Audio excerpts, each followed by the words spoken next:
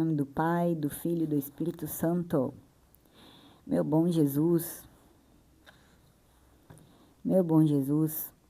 manda teu Espírito Santo para que a nossa leitura seja útil, que seja eficaz, que seja como o Senhor gostaria que fosse.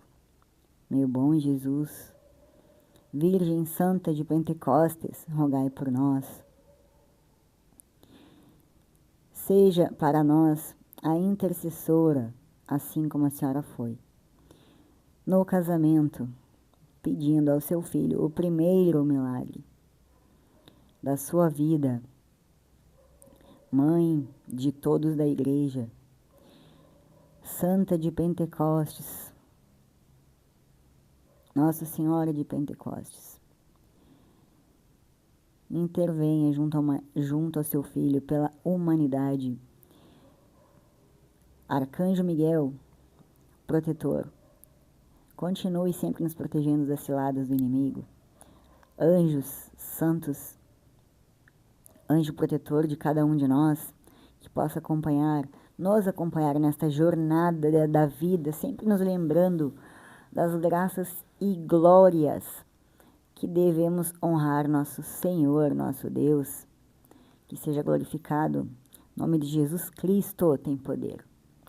Vamos para a nossa leitura. Em nome do Pai, do Filho e do Espírito Santo. Você vai pegar a sua Bíblia em 2 Coríntios, capítulo 4, do 7 ao 15. Tá? Pega seu aplicativo, a sua Bíblia, pega aí o seu dispositivo que você tem, que agora você já sabe que você pode ter a liturgia diária grátis também. Você vai na Canção Nova e baixa gratuitamente o aplicativo. Você também vai ter a liturgia com o santo do dia e tudo mais, tá, minha gente? No seu celular. Então vamos lá. Leitura da segunda carta de São Paulo aos Coríntios.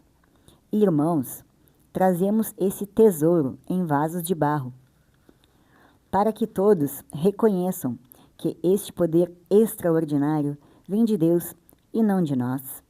Somos afligidos de todos os lados, mas não vencidos pela angústia. Postos entre os maiores apuros, mas sem perder a esperança. Perseguidos, mas não desamparados. Derrubados, mas não aniquilados. Por toda parte e sempre levamos em nós mesmos os sofrimentos mortais de Jesus, para que também a vida de Jesus seja manifestada em nossos corpos. De fato, nós, os vivos, somos continuamente entregues à morte por causa de Jesus, para que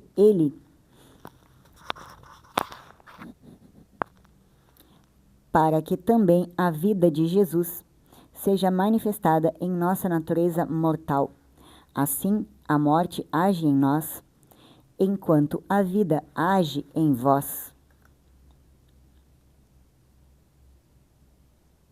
Mas, sustentados pelo mesmo espírito de fé, conforme o que está escrito, eu creio, e por isso falei.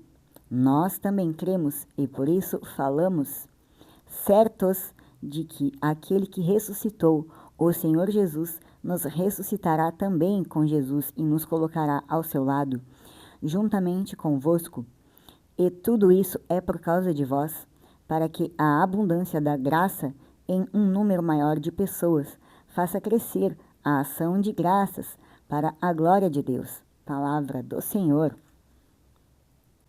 Vamos então pegar a nossa Bíblia para acompanhar ou o livro da liturgia ou seu aplicativo, tá, minha gente? Vamos lá.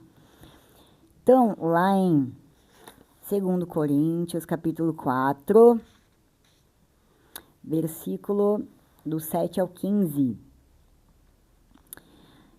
Vamos lá, então. Do 7 ao 15, 4 do 7 ao 15. Sempre tem aquela introduçãozinha, né? Então, vamos lá. Do 1 ao 6. Primeiro do 1 ao 6, depois vai continuar no 1. Por extensão, os pronomes da primeira pessoa do plural nesta seção podem ser aplicados a todos os verdadeiros ministros do Evangelho, não apenas ao clero profissional, mas a todos os cristãos indistintamente. Ficou claro, né, minha gente?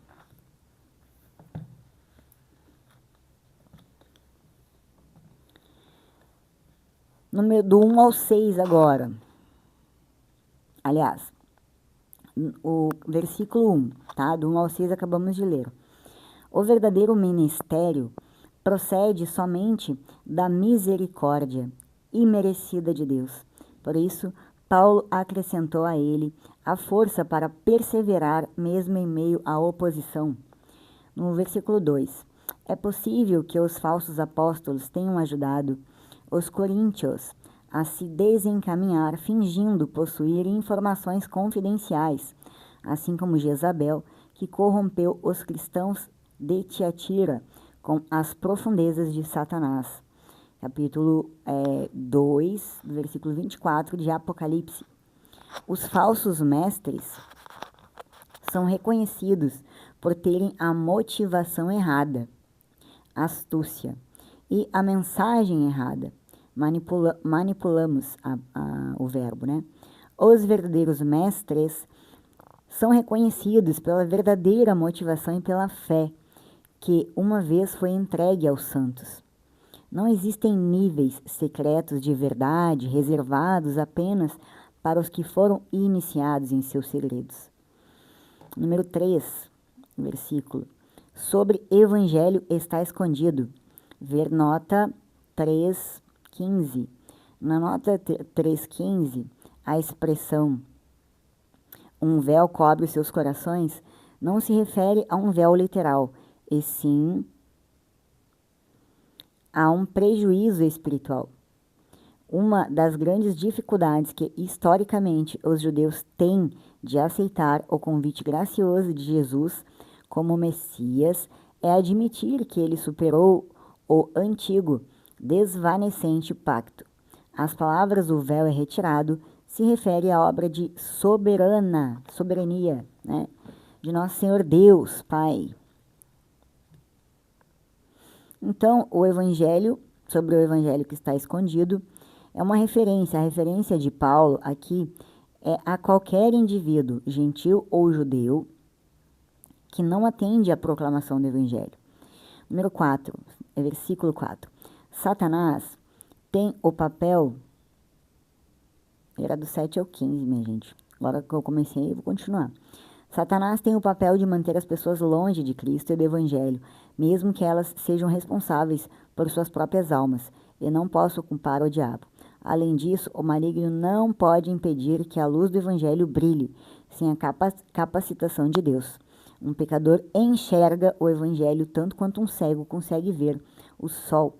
O fundamento e o objetivo do evangelho são que o esplendor glorioso de Cristo sejam manifestos. Os pecadores são convertidos a fim de que possam admirar e amar Jesus Cristo. Versículo 5. As palavras Senhor e servos demonstram uma relação recíproca, mas neste versículo, Paulo está focado em seu serviço a Cristo ao servir outros cristãos.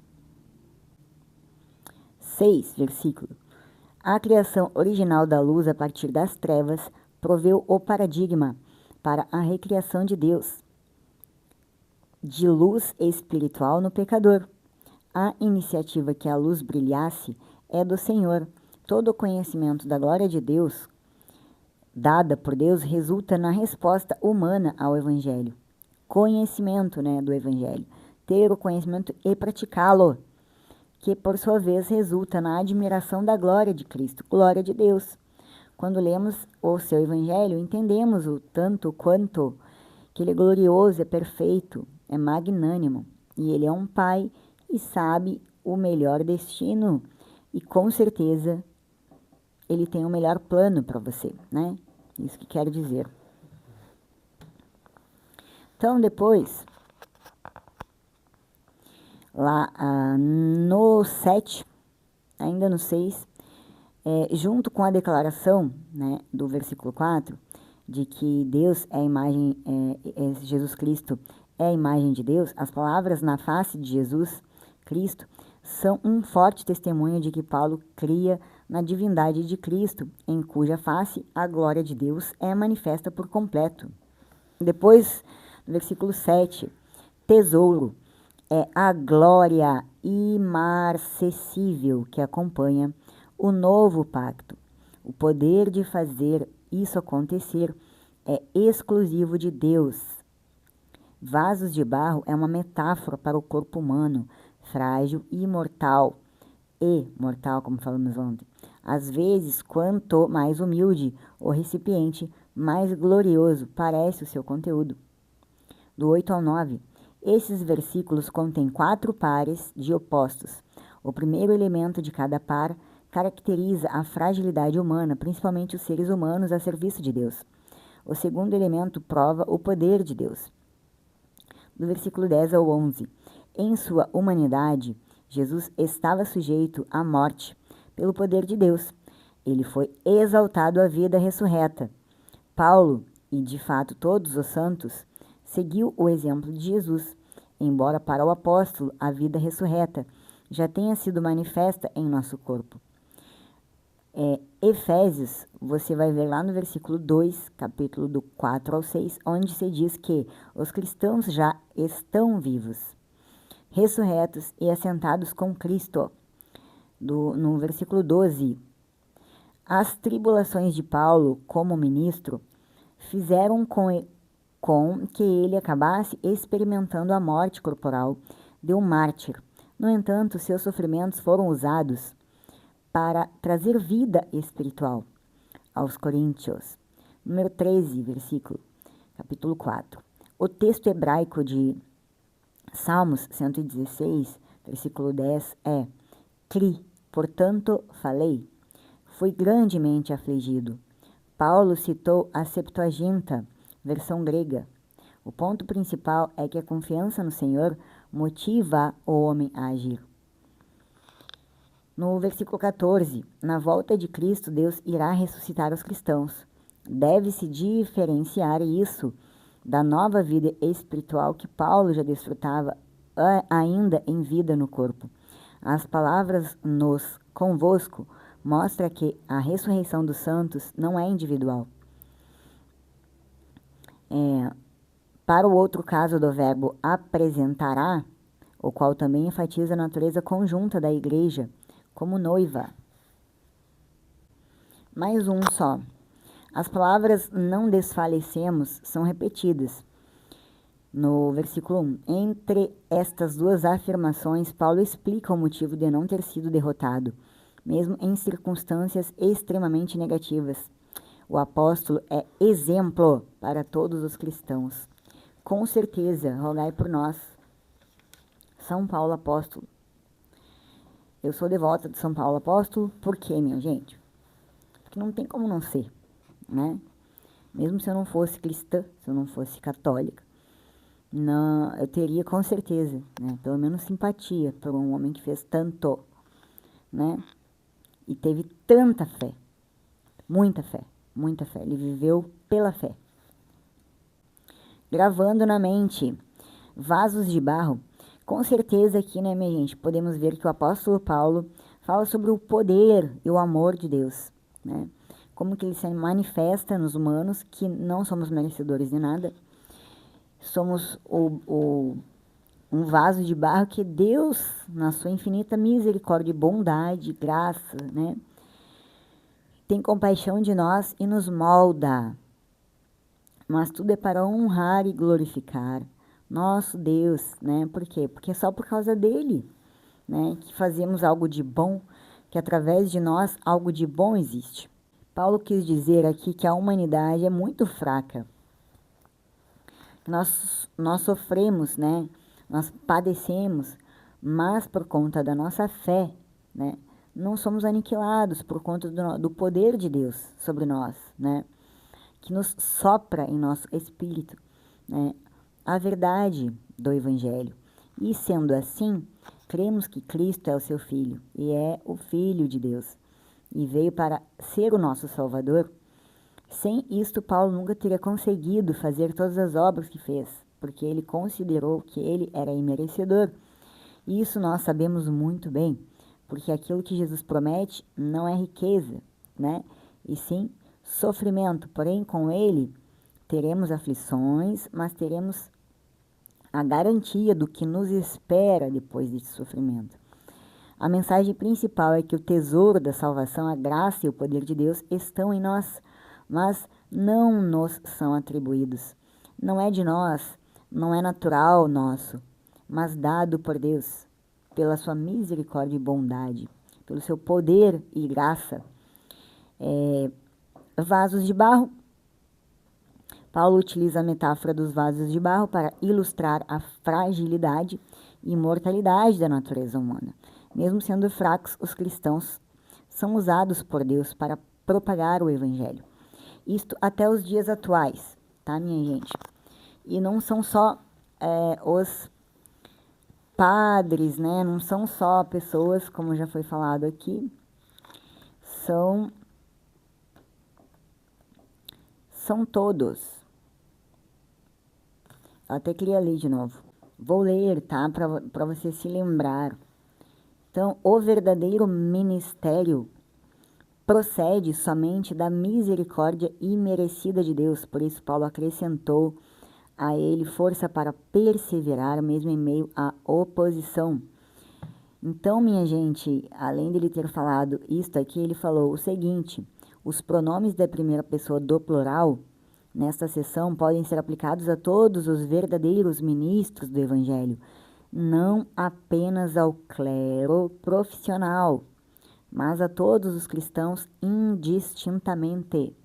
Que isto fique bem claro, você, né, você que é o leigo que nem eu, tá? Paroquiano, leigo, mas que ama Jesus e ama a palavra de Deus, você pode sim propagar desde agora, tá? Só pegar sua ferramenta de trabalho hoje em dia, o celular, né, minha gente? Então, vamos continuar. Sofrimentos e aflições. Paulo reconhece que os cristãos podem passar por dificuldades, tribulações e até mesmo sofrimentos, mas ressalta que isso não significa que eles sejam destruídos ou perdidos. Aquele que tem fé, com certeza, tem fé em Deus, né? Ele sabe que tudo é para glorificar a Deus, ele sabe que até na doença ele está glorificando a Deus. E em todo momento ele vai agradecer, né? Por quê? Porque nós não somos merecedores de nada. Quando a gente tem essa consciência que não merecemos nada e nos disponibilizamos a trabalhar para o bem da humanidade, todos os outros sentimentos de vaidade, de orgulho, né? De inveja, de tudo de que é ruim, tudo fica para trás. Quando você compreende, né? Que você tira, que você sai, né? É que nem aquela parábola quando Cristo leva, né, aquele cego para fora da cidade, cura ele fora da cidade. Ele voltou a enxergar. E Jesus disse para ele não voltar, né? Então, às vezes, aonde você está, ou por você continuar sempre no mesmo campo de visão, você não vê as outras perspectivas, né, de vida. Não vê que existem outras formas, existem outros lugares, e existem outros sentimentos, né? Existe esse sentimento para Deus de universalidade. Então, ele vai escolher os vasos que ele desejar. E Paulo aqui é um exemplo muito clássico, né? Como tem tantos exemplos. Paulo era um assassino, né? E nosso Senhor Deus, bom Deus, já escolheu tantos, né? Prostitutas, ladrões, né? Para o quê? Glorificar o nome dele, né? O próprio nosso Senhor Jesus Cristo não era ninguém importante para os judeus, né? Eles não reconheceram o nosso Senhor. Precisou o nosso Senhor ressuscitar dos mortos para que ele fosse aceito. O poder de Deus, mesmo nas adversidades, o poder de Deus se manifesta em nós, permitindo-nos suportar as dificuldades e permanecer firmes na fé. Com certeza, e olhe que é difícil, não é fácil. A morte e a vida. Paulo fala sobre como os cristãos levam em seus corpos os sofrimentos de Jesus para que a vida de Jesus também se manifeste em seus corpos. Em outras palavras, a vida dos cristãos é marcada por sofrimento, mas também pela manifestação da vida de Cristo. Já vimos vários santos, né, mártires também, com as chagas de Cristo, por exemplo, né? Tem muitas, né? Muitas freiras, padres, freis também, que receberam as chagas de Cristo na testa, nas mãos, né? No corpo. E tudo era para glorificar e foi para glorificar Jesus Cristo. Hoje eles já não habitam mais entre nós, mas com o nosso Senhor Jesus Cristo, sendo santos. E principalmente, gratidão e glória a Deus. A mensagem final é que tudo o que acontece é para a maior glória de Deus e para que outros vejam o poder da graça de Deus e que eles também sintam gratidão a Ele. Resumo da ópera: nós não somos nada e ninguém. Nós somos apenas pessoas, humanos, vasos de Deus, que servem para quê? Para servir para outros, para que outros também conheçam a glória de Deus. Daqui você não leva nada. Esta é uma verdade, né? Vermes que demoram se rastejando, que é tudo muito complicado, muito difícil, complicam tudo. Ficou tudo claro, né, minha gente? Vamos para a segunda leitura. Então, o que ficou mais claro aqui? A glória de Deus, que a gente sempre tanto fala aqui, né?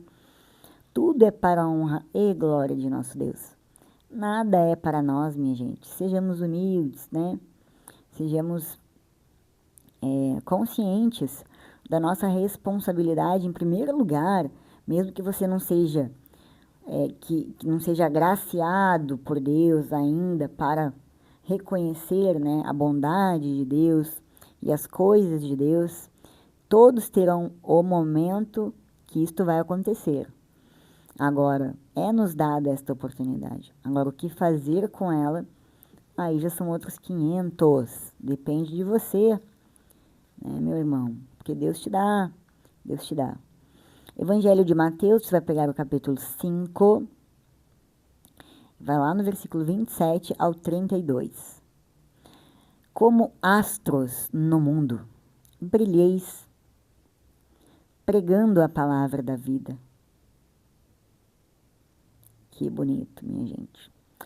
Proclamação do Evangelho de Jesus Cristo, segundo Mateus. Naquele tempo, disse Jesus aos seus discípulos: Ouvistes o que foi dito? Não cometerás adultério.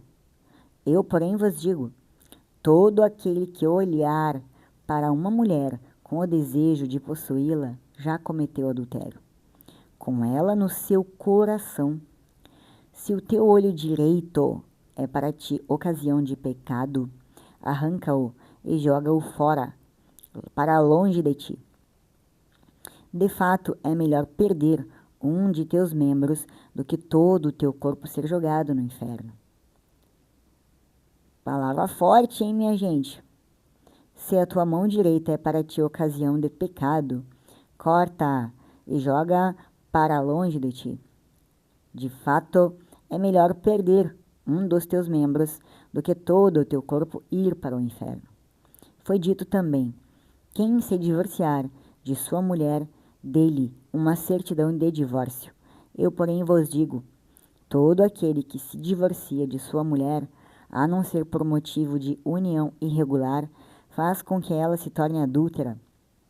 E quem se casa com a mulher divorciada, comete adultério. Palavra da salvação. Lembrei da Eva, minha gente, quando comeu a maçã e depois o Adão colocou as culpas na Eva. E a Eva colocou as culpas na cobra, na serpente. Depois veio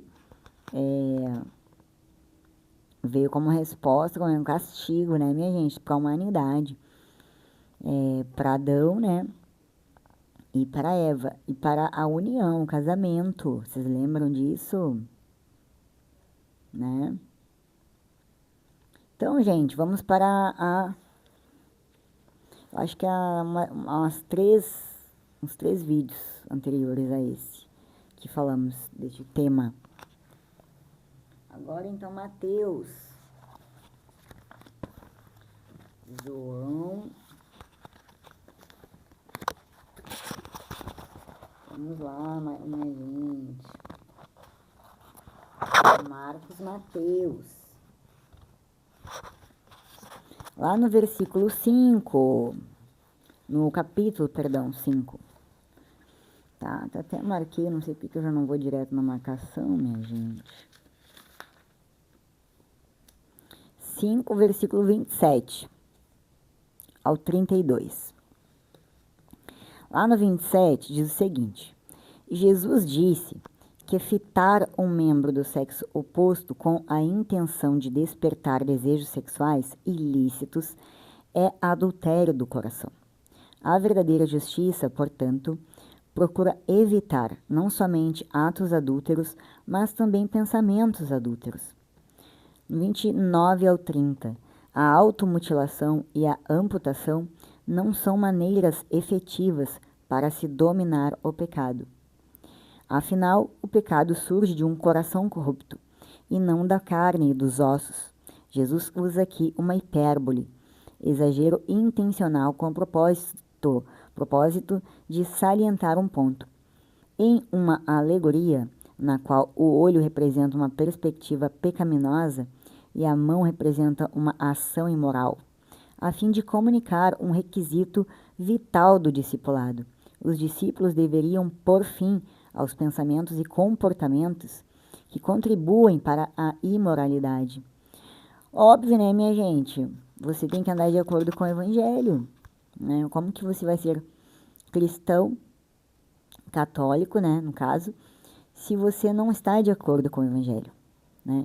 Você até vai na igreja, mas na própria igreja você fica se dando graça lá para outros, meu irmão, minha irmã, tá? Lá no 31, 32, Jesus desafiou uma paráfrase rabínica livre de Deuteronômio 24, versículo 1, que distorcia o significado original do texto.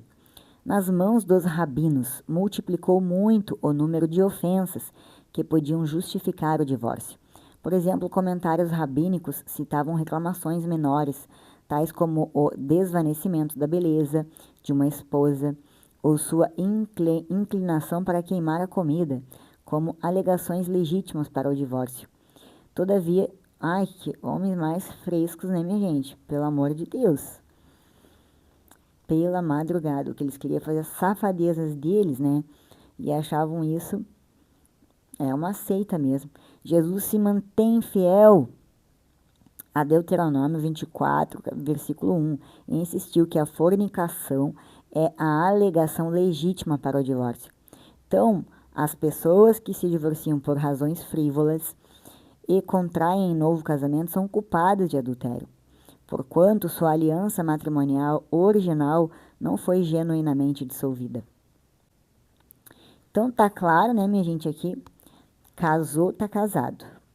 Você pode se separar em caso de violência, em caso de fornicação. O que é fornicação? É safadeza, né?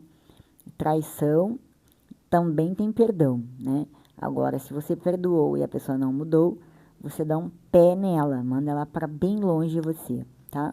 Este caso, sim, é caso de dissolver o casamento, tá? Você vai entrar com um processo legal, no caso de hoje em dia, e vai anular o seu casamento, tá? Existem as leis, tá, minha gente? Neste caso, existe lei para isso, se você for casado na religião católica, tá? Você tem que seguir as leis, que existem normas e leis para se seguir quando existe uma possibilidade de anular o seu casamento. Mas violência é motivo para anular o seu casamento. Uma traição é motivo para anular o seu casamento também, tá?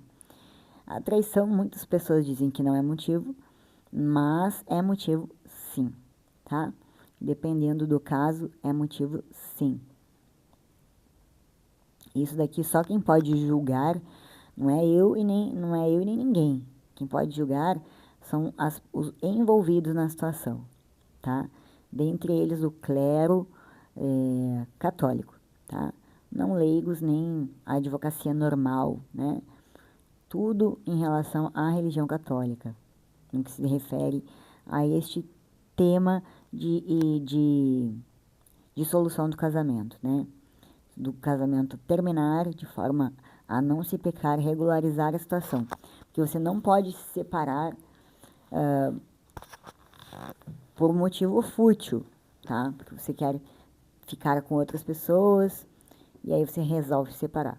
Então você está pecando e também está fazendo o outro pecar, tá? Adulterando as normas de Jesus Cristo.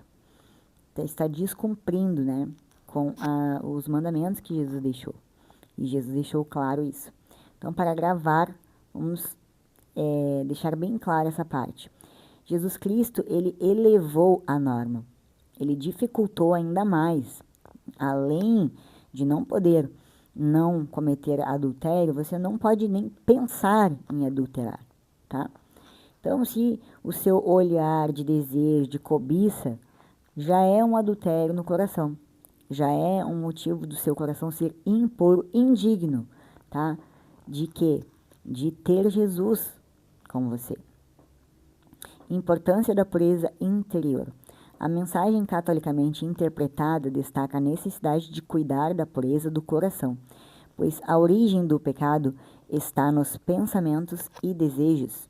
Quanto mais você purificar o seu coração e aplicar as leis de Cristo na sua vida, o Evangelho que Jesus deixou, o conhecimento e aplicar ele de forma prática e eficaz na sua vida, naturalmente você não vai desejar, né? Você vai lutar para ter um casamento, para compreender, né, o seu casamento, porque um casamento nunca é perfeito. E as pessoas acham que é ainda, apesar de nos dias atuais, 2025, tá? Casamento não é perfeito, minha gente, ninguém, tá? Muitas pessoas veem outras pessoas achando, né, que fulano tem um casamento perfeito. Nenhum é, nenhum. Casamento foi feito para dar problema. Para quê? Para você crescer. É sacerdócio, tá? É um sacerdócio. Você precisa também desenvolver o seu lado espiritual dentro do casamento. Você e a outra pessoa é uma carne só, né? Diferentemente do padre, né? Que ele é total de Deus por completo. O seu casamento, você e sua esposa são uma carne só, né? E na casa, o homem é para sua esposa como Cristo é para a igreja, né, minha gente? Vamos para a próxima. Eu estou procurando não falar muito além do que está escrito, tá? Porque o objetivo aqui é sim trazer as explicações e não ficar dialogando, né, e falando sobre, dando opiniões, né, pessoais. Mas nunca saindo do tema, né? Como eu já falei para você, sempre uma opinião pessoal sempre vai ser dada ao meu respeito, ou de alguém que deixa, né? Que está ciente que eu vou falar sobre algum tema específico. Chama para a conversão. Antes disso, consequências do pecado. A mensagem, né? Ela catolicamente interpretada, acho que falamos, né? Essas consequências, elas nos causam a total perda de paz, né? E o risco de afastar-se de Deus. Chama para a conversão. Jesus, nesta passagem, convoca a conversão e a mudança de vida, incentivando a combater os desejos pecaminosos e a cultivar a virtude da castidade. Quando você, no caso de falecimento do cônjuge, né? Muitos falam cônjuge, muitos falam cônjuge. No caso de você se separar, né? Se você não anular o seu casamento, né? Se você resolver se separar, você não pode casar de novo, né? Se você está casado e você resolve se separar por um motivo que não seja um motivo que está dentro dos padrões de Cristo, você não pode se casar novamente. Você vai viver com certeza em castidade, assim como os padres, tá? Isso são as leis de Cristo, por isso que é difícil, não é fácil, e muitos não conseguem, tá? A maioria, né? Profundidade da mensagem. A mensagem de Mateus, capítulo 5, do versículo 27 ao 32, transcende uma mera proibição externa do adultério, abrangendo a dimensão interior do pecado e a necessidade de buscar a santidade. Então, Jesus Cristo, o que ele fez aqui? Ele fez muito mais do que antes, né? Ele antigamente tinha, né, como leis, essas leis injustas. Jesus veio, deixou, só que aumentou o grau de dificuldade. Não pode simplesmente largar por motivos por motivos bobos, né, gente? Não sabe cozinhar, vai largar da esposa? Hoje em dia a gente vê pior, né? Caso não demora nem 15 dias, já tá separado de novo. Faz uns casamentos, né? Enfim, cada uma.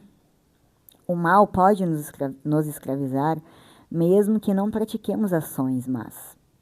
Dependendo da nossa maneira de encarar e de ver as pessoas e as coisas.